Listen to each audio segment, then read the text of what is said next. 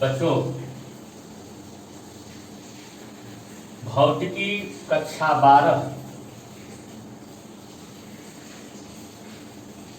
में शुद्ध हिंदी माध्यम से पढ़ने वाले बच्चों के लिए अध्याय 1 वैद्युत आवेश तथा क्षेत्र का यह लेक्चर नंबर फर्स्ट है। इसी क्रम में हम जो है लेक्चर्स देते जाएंगे। सबसे बड़ी चीज यह है कि हम बचपन से सुनते आए हैं, बहुत दिनों से। जब हम लोग पढ़ते थे, छोटे थे, तो कहा जाता था कि हर एक पदार्थ जो है वो परमाणु से मिलकर बना है। अब परमाणु के नाभिक में न्यूट्रॉन और प्रोटॉन क्या होते हैं? न्यूट्रॉन और प्रोटॉन। और कक्षा में इलेक्ट्रॉन चक्कर लगाते हैं, चक्कर लगाते हैं। तो सवाल यह है कि ये क्यों चक्कर लगाते हैं? हालांकि आज तक किसी ने इलेक्ट्रॉन को देखा नहीं, किसी ने नहीं देखा। फिर हम लोगों को बताया जाता है कि इलेक्ट्रॉन पर -1.6 × 10⁻19 कूलाम आवेश होता है, और प्रोटॉन पर +1.6 × 10⁻19 कूलाम आवेश होता है। तो हम लोग जब पढ़ते थे तो समझ में ये नहीं आता था कि आखिर ये आवेश है क्या। सबसे बड़ी समस्या तो यही है कि आवेश कौन सी चीज है जो इलेक्ट्रॉन पर होता है। तो बच्चों के दिमाग में डायग्राम नहीं बनता था। किताबों में जो लिखा है कि आवेश होता है, आवेश होता है, आवेश होता है, तो जैसे लगता था हम लोगों को जब हम लोग पढ़ते थे कि जैसे कोई आदमी सिर पर कोई बाक्स लेकर के चक्कर लगाता है, वैसे ही इलेक्ट्रॉन सिर पर आवेश लेकर के और चक्कर लगाता होगा। लेकिन सच्चाई कुछ और है। हमको सबसे पहले तो ये जानना है कि आवेश आखिर होता क्या है, आवेश क्या है। आइए हम बताते हैं कि आवेश क्या है। देखिए, आपने देखा होगा या आपने सुना होगा, देखा तो नहीं होगा, सुना होगा कि इलेक्ट्रॉन परमाणु की कक्षा में लगातार चक्कर लगाता है, कभी रुकता नहीं है। तो इलेक्ट्रॉन में एक हम कहें तो अस्थायी उत्तेजना है, अस्थायी उत्तेजना।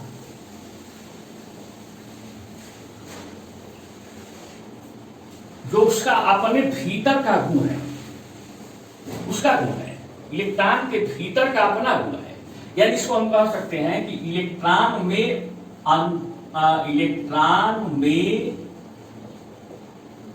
अंतर्निहित गुण है। क्यों चक्कर लगाता रहता है? अब सबसे बड़ा सवाल यह है कि ये अंतर्निहित गुण क्या होता है? अंतर्निहित गुण वो होता है जिसके प्रभाव का हम अनुभव करते हैं, लेकिन वो दिखता नहीं है। जैसे आप में अंतर्निहित गुण क्या है? क्रोध है, ईर्ष्या है, सच्चाई है। ये सब अंतर्निहित, ये दिखते नहीं है, लेकिन इनके प्रभाव का अनुभव विशेष परिस्थिति में हम कर लेते हैं। ये कोई वस्तु तो है नहीं, ये कोई दिखने वाली वस्तु नहीं है। उसी तरह इलेक्ट्रॉन में एक अस्थायी उत्तेजना है जो दिखता नहीं है। और जिसके कारण वो हमेशा उत्तेजित रहता है, हमेशा चक्कर लगाता है, तो उसी अस्थायी उत्तेजना को हम आवेश कहते हैं। यही आवेश जो इलेक्ट्रॉन का अपना नैसर्गिक माने प्राकृतिक गुण है। अब एक सवाल यह है कि हम क्रोध को माप सकते हैं क्या? माप सकते हैं, उसके प्रभाव से माप सकते हैं कि क्रोध का प्रभाव क्या है। एक तरीका हो सकता है ठीक उसी तरह से हम सबसे पहला तो बात यह है कि किताबों में जो लिखा है जिसको बच्चे अपने से समझ सकते हैं उसको तो समझाने से कोई फायदा नहीं। समझाना उससे है जिसे बच्चे अपने से खुद से समझ नहीं पाते, उससे समझाना जरूरी। अब देखो, हम बार बार ये उदाहरण देते हैं, अपने क्लास में उदाहरण देते हैं। जब हमारे प्रोफेसर पढ़ाते थे तो उनसे हम लोगों ने पूछा था कि भाई बताइए कि ये आवेश को मापा कैसे गया, जबकि उत्तेजना है। जबकि हम क्रोध को माप नहीं सकते तो आवेश को कैसे माप सकते हैं? तो उन्होंने बताया कि एक मिस्टर एक्स है, एक मिस्टर वाई। समझने वाली बात है, एक अपने दिमाग में एक डायग्राम बनाने वाली बात है। तो मिस्टर एक्स ने मिस्टर वाई को 10 झापड़ मार दिया। क्या झापड़ मारा? 10 झापड़। और मिस्टर वाई ने मिस्टर एक्स को दौड़ा लिया।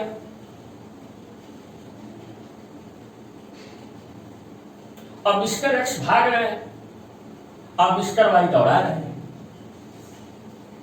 तो अगर रास्ते में कोई मिस्टर एक्स से पूछेगा, भाई बताओ कि मिस्टर वाई आपको क्यों दौड़ा रहे हैं, तो ये क्या कहेंगे?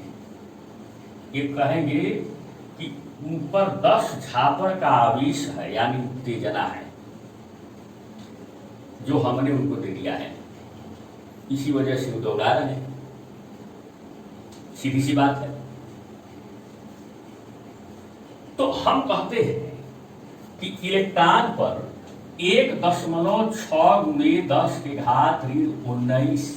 कूलाम का आवेश है। आपने देखा, आपने क्रोध को नाप दिया, उसके प्रभाव से नाप दिया। उसी तरह इलेक्ट्रॉन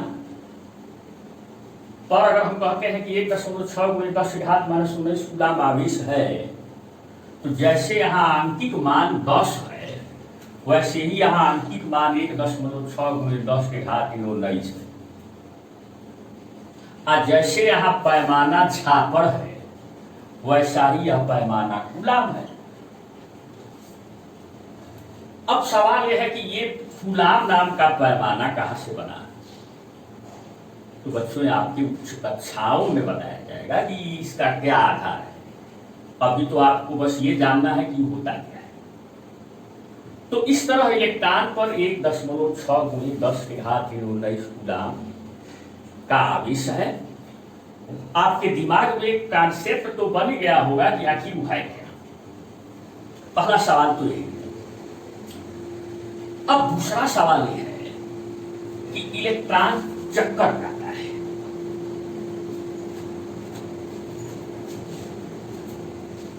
चक्कर कब लगाया जाता है? आप कक्षा 11 में पढ़े होंगे कि जब कोई वस्तु वृत्ताकार पथ पर चक्कर लगाती है तो उस पर वृत्ताकार पथ के केंद्र की ओर एक बल लगता है।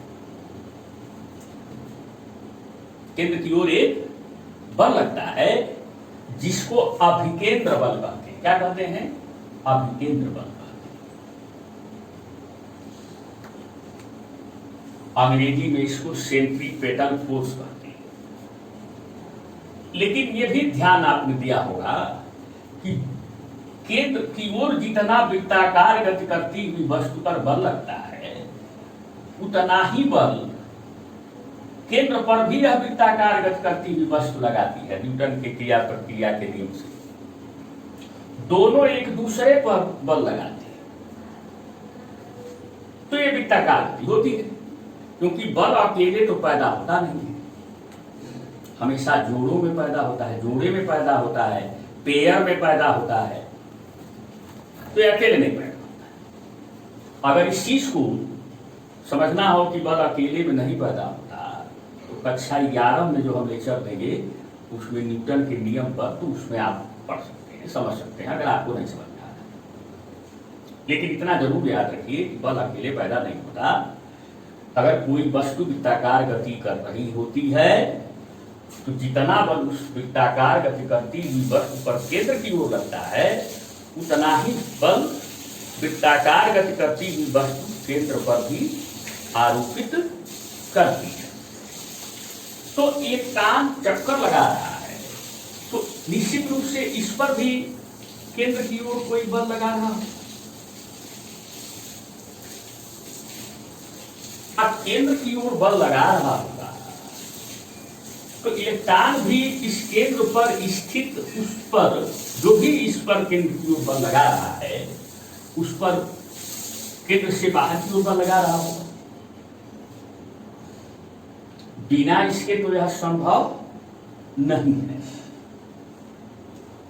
तो जो इलेक्ट्रॉन पर केंद्र की ओर बल लगा रहा है, उसी का नाम रखा गया प्रोटॉन।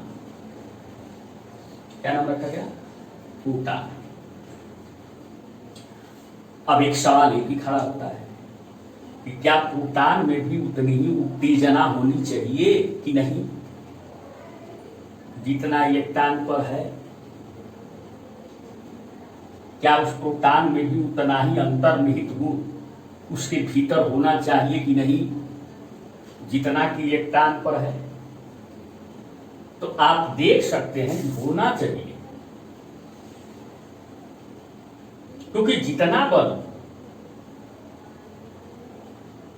कक्षा के इलेक्ट्रॉन पर प्रोटॉन लगा रहा है, उतना ही प्रोटॉन पर इलेक्ट्रॉन लगा रहा है। तो निश्चित रूप से दोनों के भीतर गुण समान होना चाहिए।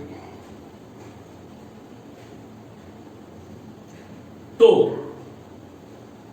वैज्ञानिकों ने कहा, बहुत अन्वेषण हुआ, बहुत इसमें अगर आप उच्च कक्षाओं में जाएंगे तो अन्वेषण जो हुए हैं उनके आधार पर ये कंफर्म निष्कर्ष है। मतलब एक तरीके से देखा जाए तो उसमें कोई डाउट नहीं है कि साइंटिस्टों ने ये माना, या सच्चाई भी यही है, माना क्या सच्चाई भी है, कि प्रोटॉन पर भी उतना ही आवेश होता है, उतनी ही उत्तेजना होती है जितनी कि इलेक्ट्रॉन पर होती है। 1.6 × 10⁻19 कूलम प्रोटॉन पर भी उतनी, क्योंकि दोनों एक दूसरे पर बराबर और विपरीत बल लगा। अब अगला सवाल ये खड़ा होता है कि गणित के आधार पर भौतिकी चलती है, सभी गणित के आधार पर ही संकल्पनाएं बनी है भौतिकी की। तो विपरीत, ठीक विपरीत और बराबर प्रवृत्तियों को, ठीक विपरीत और बराबर प्रवृत्तियों को, प्रवृत्ति माने टेंडेंसी, आदत, धन और ऋण से दर्शाना पड़ता है। जैसे शून्य, 0 से 4 अधिक है तो धन 4 है, 0 से 4 कम है तो ऋण 4 है।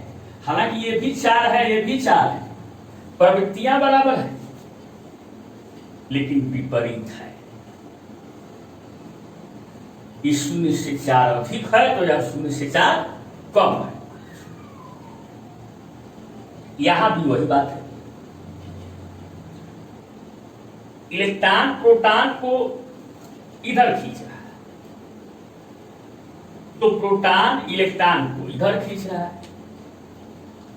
प्रवृत्तियां बराबर हैं, टेंडेंसी बराबर है, लेकिन आदतें विपरीत हैं।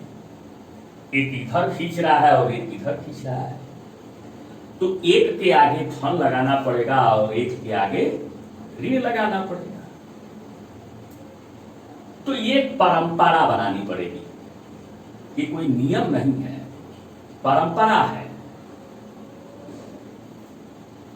परंपरा का मतलब क्या होता है और नियम और परंपरा में अंतर है।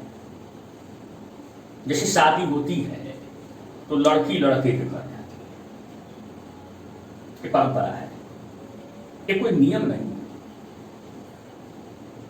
ऐसा भी होता है कि जिसकी केवल एक लड़की हो और शादी हो और लड़का आके लड़की के घर रहने लगे, ये कोई नियम रहता तब कोई लड़का आके लड़की के घर नहीं रहता।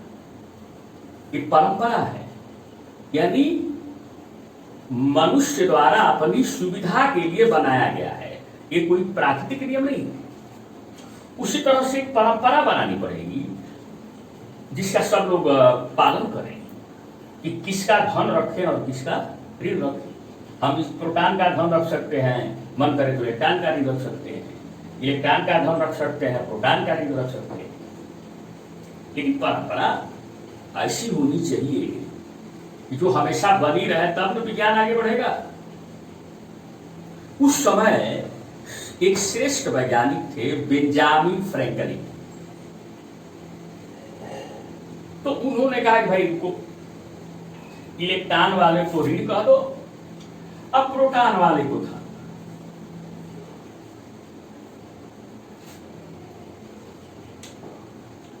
और इस प्रकार इलेक्ट्रॉन पर ऋण 1.6 गुणे 10 की घात 19 कूलाम आवेश हो गया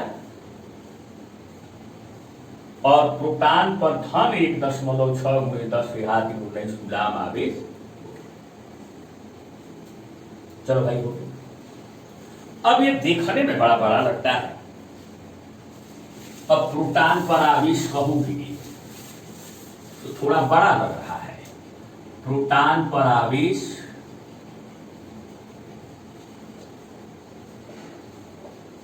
बराबर धन 1.6 गुणे 10 की घात 19 कूलाम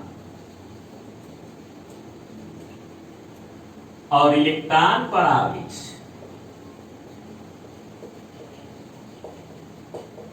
प्रोटॉन माने एक प्रोटॉन, इलेक्ट्रॉन माने एक इलेक्ट्रॉन बराबर 1.6 गुणे 10 की घात 19 कूलाम। थोड़ा बड़ा लगता है कि बार बार लिखने में असुविधा होगी, तो असुविधा से बचने के लिए इतना जो पोर्शन है, ये जो भाग है और ये जो भाग है, इसको स्मॉल ई से दर्शाने लगे। तो अब इसको स्मॉल ई से दर्शाएंगे तो प्रोटॉन पर आवेश हो जाएगा प्लस ई और इलेक्ट्रॉन पर आवेश हो जाएगा माइनस ई, जहां आप कह सकते हैं कि ई बराबर 1.6 गुणे 10 की घात 19 कूलाम।